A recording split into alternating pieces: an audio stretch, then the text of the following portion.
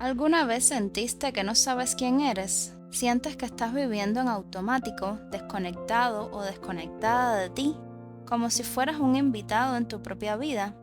¿Que el espejo te devuelve una imagen pero no te representa? ¿Que has cumplido metas, acompañado a otros, hecho lo correcto pero aún así hay algo dentro de ti que se siente desconectado? Si alguna vez te sentiste así, no estás solo, no estás sola. Hoy, en Entre Matices, vamos a hablar de esa sensación difusa, incómoda que muchos adultos experimentan en silencio, la pérdida de identidad, y cómo, aunque a veces parezca imposible, es posible reencontrarte contigo. Para abordar este tema, te traigo una breve historia. Comencemos.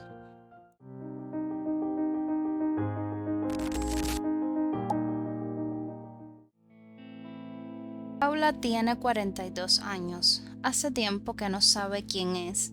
Durante años se dedicó a trabajar, a cuidar a su hijo, a sostener una relación que se apagó sin hacer ruido. Su rutina es ordenada pero gris.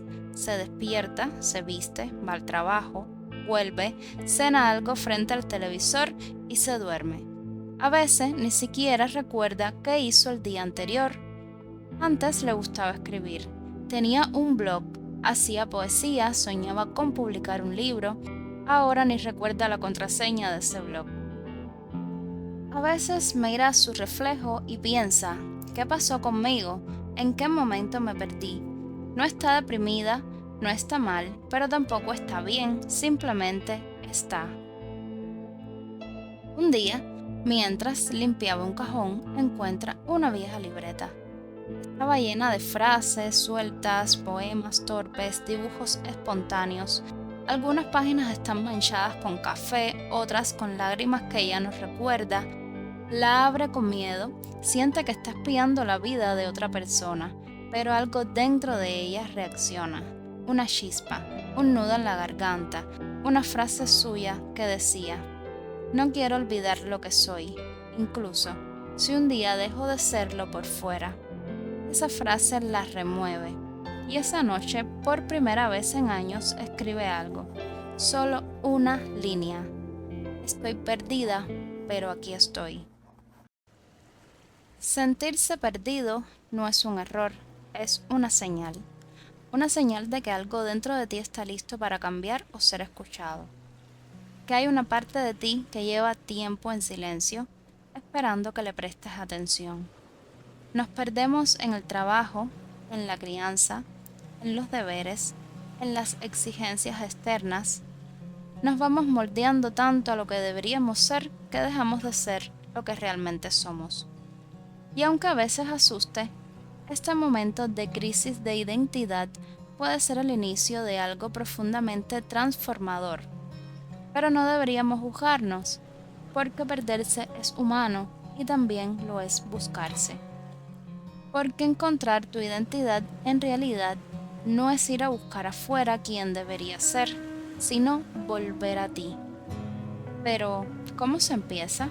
En el día de hoy te traigo algunas herramientas que he estado investigando para empezar a reconectar con tu identidad. En primer lugar, tenemos la escritura introspectiva. En este caso vas a dedicar 10 minutos al día a escribir sin filtros. Es decir, te vas a hacer preguntas como: ¿qué me está haciendo ruido últimamente? ¿O qué cosas disfruto genuinamente? ¿Cuándo fue la última vez que me sentí yo mismo o yo misma? Este ejercicio no es para encontrar respuestas definitivas, pero sí te va a servir para que tu voz interior vuelva a tener espacio. Una segunda herramienta que te voy a ofrecer se llama reencuadre del pasado, ya que muchas veces creemos que hemos perdido a quien éramos, pero ¿y si solamente has evolucionado? Entonces vas a hacer una lista de las versiones pasadas de ti mismo o de ti misma, donde vas a poner el adolescente que soñaba sin miedo, qué metas y qué sueños tenía, la joven que se arriesgó por amor o por pasión, el adulto que sobrevivió a momentos duros, y te vas a preguntar qué puedes recuperar de cada una de estas versiones de ti qué es lo que ya no te sirve y que deseas conservar o darle un nuevo significado. La tercera herramienta se llama espacios de silencio. La identidad no se encuentra en el ruido de afuera. A veces solo basta con 5 minutos al día sin celular, sin televisor, sin tareas o entretenimiento. Solo un tiempo contigo, solamente tú, respirando, sintiendo. El silencio incomoda porque no estamos acostumbrados a escucharnos, pero ahí va a estar esa brújula emocional. La cuarta herramienta que te propongo es probar algo nuevo, aunque sea pequeño. Explorar es una forma activa de descubrirte. Tal vez quieras tomar una clase de cerámica, caminar por un lugar diferente, hablar con personas fuera de tu círculo habitual. No lo hagas para ser mejor, sino para encontrarte en nuevas versiones de ti. A veces te descubres justo donde no te esperabas. La herramienta número 5. Pedir feedback a quienes te quieren bien. A veces los demás ven en nosotros cosas que olvidamos, así que pregunta a alguien cercano cómo te describiría, qué crees que se te da bien. No es para que te definan, sino para que recuerdes partes de ti que quizás hayas dejado de mirar. La última herramienta que te traigo se llama definir tu norte emocional.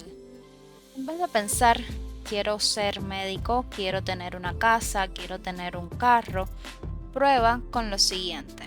Vas a decir, quiero sentirme en paz, quiero vivir con propósito, quiero rodearme de vínculos sanos. Esa va a ser tu brújula emocional principal. Lo demás se va a ir acomodando. Y si ninguna de estas opciones te parece bien, no te convencen, no pasa nada. Si no sabes por dónde empezar, empieza solamente reconociendo que estás en búsqueda. Y eso ya va a ser un acto de amor propio. Si quieres saber cómo terminó la historia de Paula, quédate que a continuación te la cuento. Paula no volvió a ser la de antes, pero volvió a escribir, no todos los días, pero lo hacía para ella. Un día, sin pensarlo demasiado, decidió compartir en redes una breve poesía que incluía la frase: "Estoy perdida, pero aquí estoy". No tiene seguidores, no esperaba nada, pero alguien respondió. Luego otra persona y otra. Una mujer le escribió: "Gracias, me siento igual, pensé que era la única". Una joven comentó: "Esa poesía me hizo llorar. ¿Es tuya?". Paula sonrió, y sí, era suya. En menos de una semana, abrió un nuevo blog y perfil en redes sociales. Lo llamó Aquí estoy. No recordó cómo se hacía todo, pero no importaba. Escribió, publicó, se equivocó, corrigió y volvió a escribir. Un mes después recibió un correo. Una editorial pequeña, de esas que apuestan por voces sinceras, quería conocerla. Le preguntaron si tenía más textos. Ella respondió: "Tengo una vida entera". Paula no ha cambiado de trabajo ni ha resuelto todos sus dilemas, pero ahora, 2 o 3 veces por semanas, en las noches escribe y en la mañana alguien la lee. Ya no está perdida, está en construcción y por primera vez en mucho tiempo está viva. Se reencontró con ella misma, una Paula con más experiencia y llena de una serie de matices que le dan sentido a su vida.